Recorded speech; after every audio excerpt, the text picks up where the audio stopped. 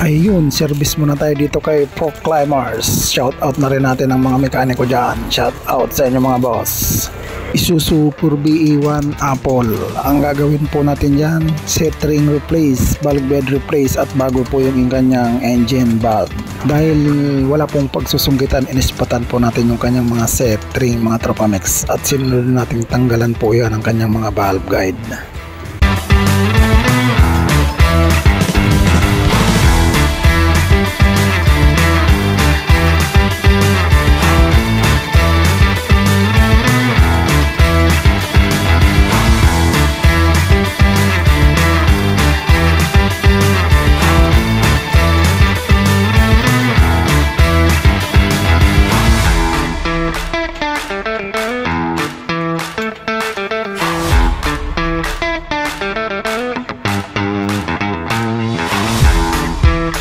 At ikinabit na po natin dyan yung kanyang mga bagong valve guide at sinunod na rin po natin linisin dyan yung inuupuan ng set ring para naman po pagpasok natin ng bagong set ring wala pong kalso mga Tropamex, dahil kapag may kalso po yan tagilid po yung set ring mga tropang mekaniko.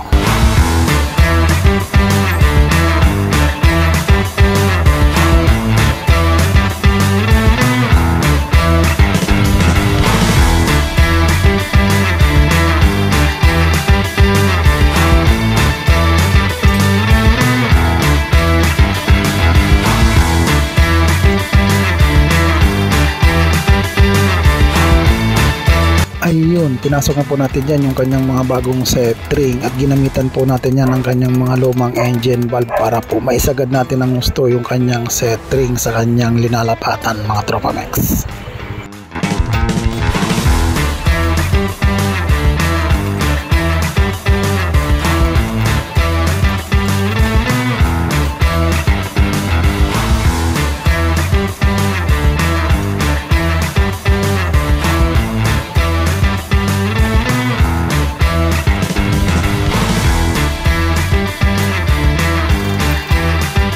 Ayun, ginamitan natin yan ng mahiwagang plastic para makita po natin kung saan yung tagilid o kung lapat po ba yung kanyang engine valve.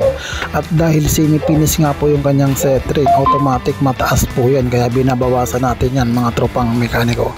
At ipipinis po natin yan ng ating pangbato mga Tropamex.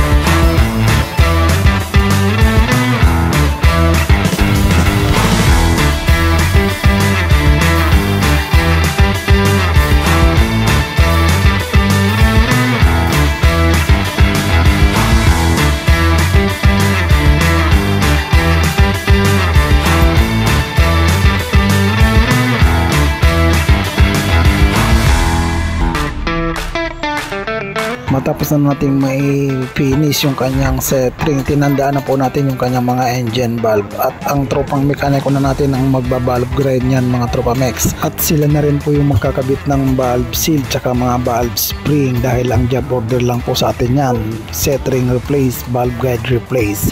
May crack nga po pala yung kanyang cylinder head. Abangan nyo mga Tropamex next video natin kung paano natin tatahiin po yan. At yun, palaking pa naman po dyan at pa-share na rin kung yung pong naibigan mga Tropamex. Marami pong salamat. God bless.